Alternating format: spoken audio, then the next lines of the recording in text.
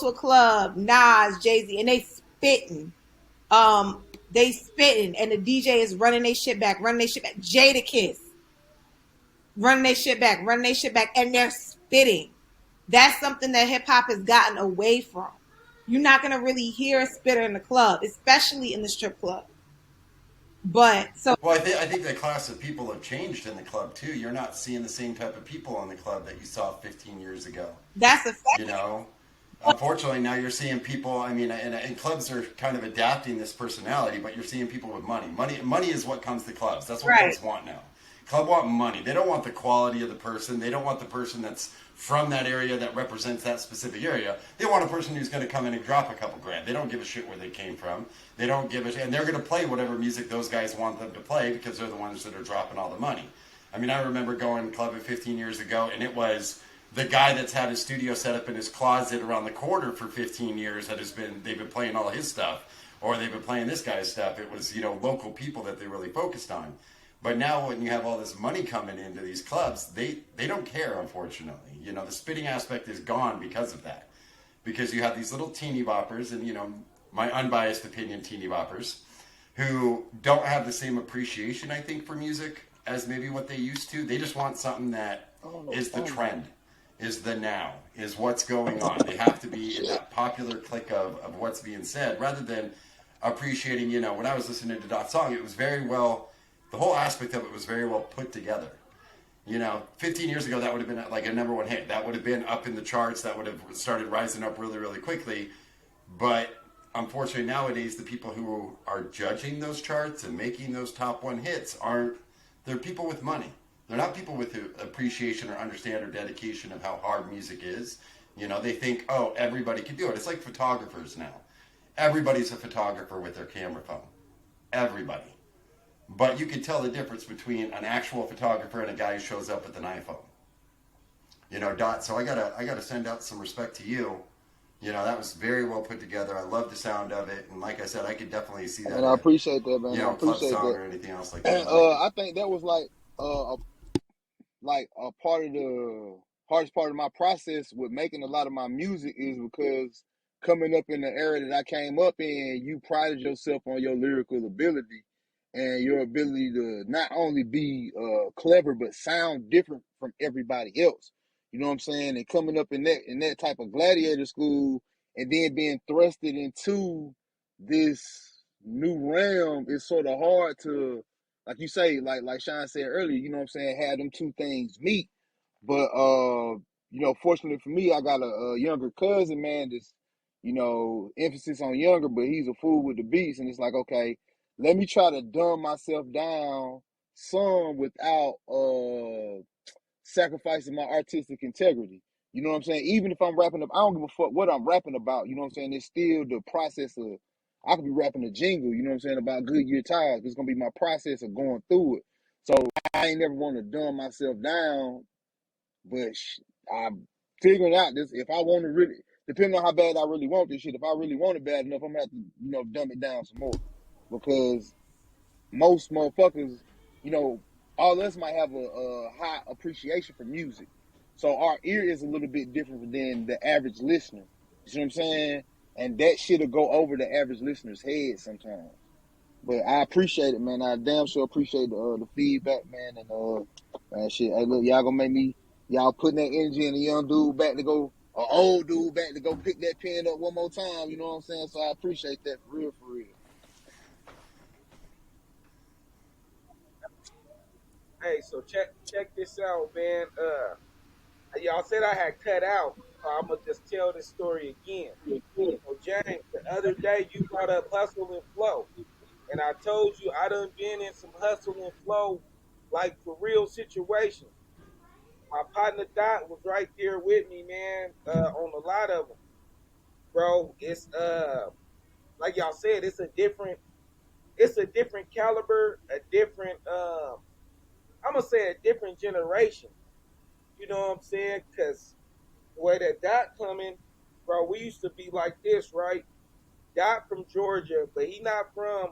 We was in the city of Atlanta, West Side, right? But the West Side is different than the South Side. It's different than the East Side. They're from Tucker. which is deep, deep east side. So we got Dot and then my boy Zeddy, Dot's cousin. They from Tucker and they coming how they coming. It's Atlanta, but it ain't Atlanta. It's their own flavor.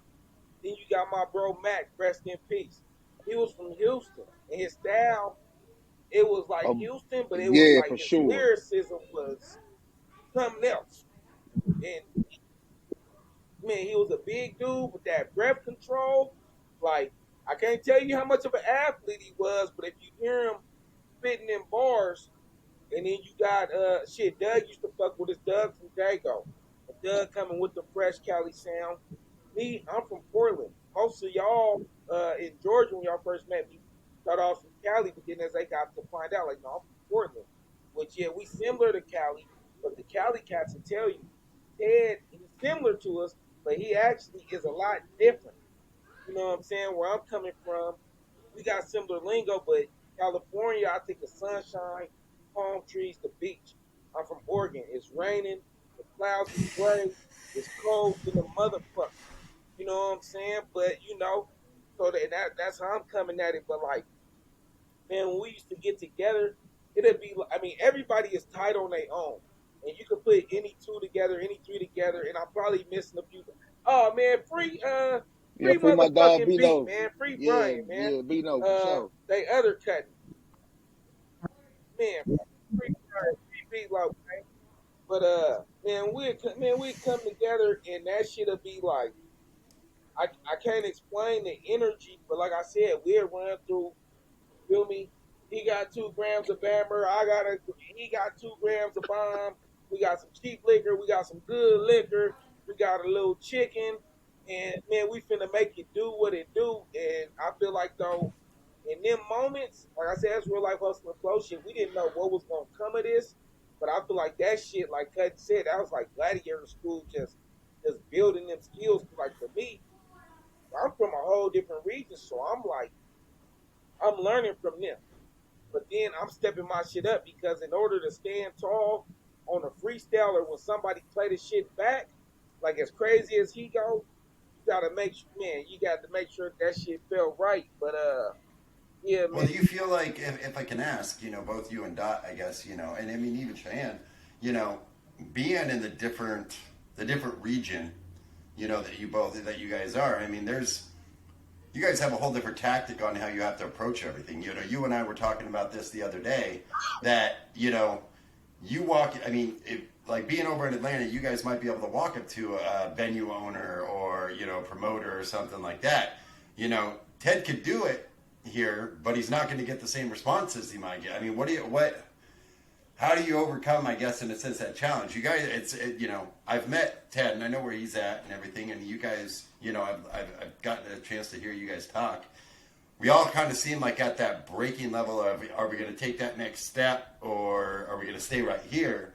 But you guys being on the East Coast, that's got to be a whole different ordeal. I mean, for here, Ted and I, we just either got to do it or not. I mean, that's unfortunately, we just don't have the same. We don't have the same bigger cities that we can run off to. I mean, yeah, we're right above California, but California is not like close. It's a 3-day drive before we really get anywhere. And I don't know exactly Atlanta and their music, but Hold on. how do you take that next step? It take you 3 days to get to California? Do you get to California and set up? Man, well, I feel you on the setup part. It only take me a day. Well, yeah. Are you talking L.A. or where are you talking? LA. It take like a smooth day, but that just driving straight through. I mean, I might stop to get some. We gonna get back to the music, but I'm 3 days to get to Oklahoma. Ted, I got kids, man. I got 4 kids. Every drive is 3 days. Woo! If I go, we all parents now. We all got kids up in here, man. We got birthday parties. We got to be back on Monday for school. It takes days to get everywhere. Bathroom breaks are by the dozen. Oh, Oh yeah, and everybody gotta go. You gotta make sure don't touch anything. Don't sit on the toilet seat. My mom don't have children, but I just remember when I was younger, my mom Oh yeah. don't sit on the toilet seat. Squat. yeah, hey. Don't touch anything. But no, I'm curious about over in Atlanta. Do you guys feel like, I mean, do you have the opportunity to meet some of these bigger producers, bigger, you and the being in the film world and stuff like that, meeting some of these people comparative to where we're at, where, I'm gonna let LA is the only place on the West Coast that we have. That's it. I'm gonna let you You go could go first, to Sean. Seattle, I'm but gonna let you go Seattle's more first, Sean. rock. I'm gonna let you go first. So what you said? All right, bro. So okay, me just doing film and TV. Well, more so TV, and like Dot doing music. So we're here in Atlanta, and we know all the spots. We know pretty much how to network our way in. Like when I started working on sets and stuff like that, I made it so because especially after the pandemic, everybody was working on set, everybody was good. Um and then the pandemic hit and all the productions shut down and like everyone was broke. But I still had my AT&T job. So I was able to network and make it so that people would allow me to day play cuz I'm not quitting my AT&T job. I got benefits like not, and I was in grad school at the time too. It wasn't given that. So, um, I think the only disadvantage people might, for example, you from your vantage point, you being in Portland, and you, even though yeah, you are on the West Coast, and you are a little closer, well, a lot closer to like LA, for example, than we are over here, but you're still kind of isolated a little bit. You might look at yourselves as at a disadvantage because we're in Atlanta and we're kind of in the mix of everything. Well, no, in North Carolina, but he's from Atlanta, so he can come back. He still has people here, whatever. But if you really think about it, because a lot of stuff here, Atlanta is now looked at as the mecca for television, for film, for music. We're not really at a disadvantage, but a lot of stuff is very oversaturated. And so it's kind of like you can be in the mix. You can work on sets. I've worked on sets. It's been 12 production assistants. When I started doing more documentaries, we would only have a couple of production assistants and I would be the production coordinator. But you have all of these people and everybody's trying to make it. Everybody wants to produce or direct or script write or whatever have you. You really don't have people that they're saying, oh yeah, I just want to be a first AD my whole life, or I want to be a PA or a PC. Not like that. No, nobody's saying that. You know what I'm saying? And I feel like it's a little more difficult to kind of galvanize the attention. You have to do like some big epic shit for people, or you just got to really get on your grind and hustle and just set yourself apart so that everyone's looking at you like, oh damn, Sean's doing some big shit or Dot's doing some big shit. You know what I'm saying? Whereas in Portland, you don't have everybody's not out there trying to do this and this, and you're not shooting 500 productions in Portland. You like, and here we have the tax credits. That's why everybody's shooting out here. So if you pop off some shit and you really market it really well and put it out there, you got your city on lock. You see what I'm saying? And then from there, you can take that buzz that you're building in Portland and like go to Seattle, go to San Fran, go to, the rest of the Bay, LA, whatever have you, and just kind of spread. And before you know it, you went from Portland to the whole Pacific Northwest, down to Cali, out east to the Midwest, down south, Texas, Louisiana. And before you know it, everybody's fucking with your campaign. You see what I'm saying? Yeah. Whereas here, we all trying to make it. And I think we're at that brink where we just kind of like how you were saying earlier, like it's either we gonna stay where the fuck we at, like I'ma just day play and PC sometimes or do PA sometimes, or I'm really just gonna write my script and say fuck it. Or Dot, I'm just put my music out, or I'm really, and just for my people to really fuck with, and I'm gonna just keep working my 9 to 5 or whatever have you, or I'm really just gonna take this shit to the next level and do what the fuck I gotta do. I think that because and then we have a lot. It's slick easy to get on out here, but it's kind of like you either gotta just put out some ill shit, or you kind of gotta, like Dot was saying, some people gotta kind of dumb themselves down a little bit and put some shit out that people are gonna be like, oh, I fuck with it, like FNF.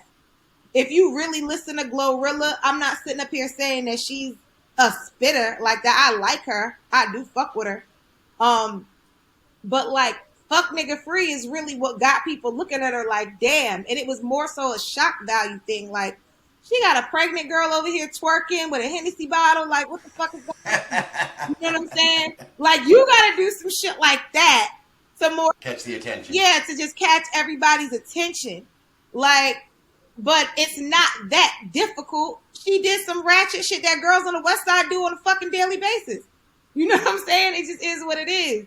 But like, yeah, I definitely think because there's so many people out here within these same industries, whether it be the cosmetology, music, real estate, and film.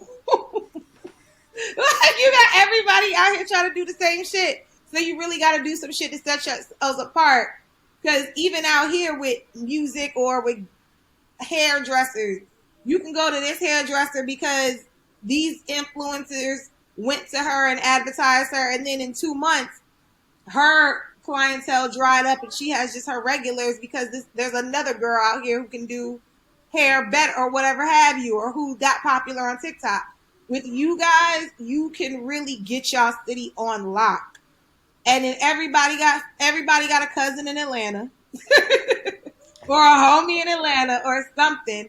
So now you got your people out in Atlanta promoting it. Like, you just, I think y'all can really take everything you're doing in Portland and really take that shit by storm. So I don't think y'all should, I'm not saying that you are intimidated, but I don't think anyone should be intimidated by the fact that they might live in a smaller market, or they don't live in a major city per se. Because when you live in a smaller city, you really have that chance to take that city by storm. That's just my opinion. My unbiased opinion. Your unbiased opinion. I like that. Hey, so something you said. Hey, I just seen this video yesterday. I never heard Summer Walker rap. She got a video where she's like 9 months pregnant, about to pop. Oh, I With her, saw that. yeah, with her ghetto homegirl. I'm gonna post the video in the group because I can't screen share. But hey, I ain't gonna lie though. I watched that shit. I had a silly grin just like this. Like, I like that little ratchet shit though. Like, if I seen them pop it at the gas station, I had to get out and go pop it with their ratchet ass one time. Like, they had the little what the little bucket little I cars. but That Yeah, shit, nah, yeah, shit but went the up slick on piggyback I want on to hear what what I Sean want to hear what said, Dot like has to she say. touched on a lot of it. It's oversaturated in Atlanta.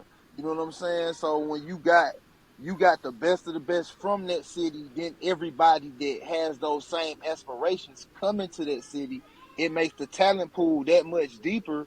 And honestly, you got a lot of politics. Like Ted said earlier, I'm from the east side, so I grew up with the dudes that made swag surfing.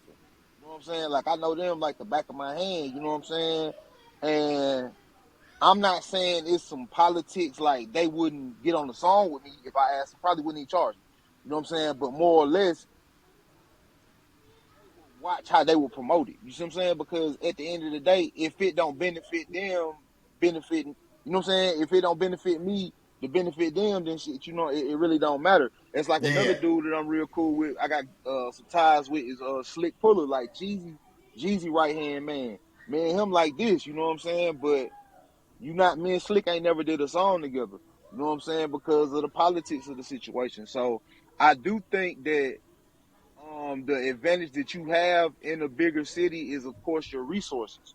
You know what I'm saying? Like, just like I said, growing up, rubbing shoulders with people. Fortunately, I know, a dude named Mr. Russell, he owned Hot Beat Studio. They recorded like Lollipop in there and several, you know what I'm saying? Several Lil Wayne's Carter 3 tracks. You know what I'm saying? Man, his son was like this. But still doesn't benefit you unless it benefits them.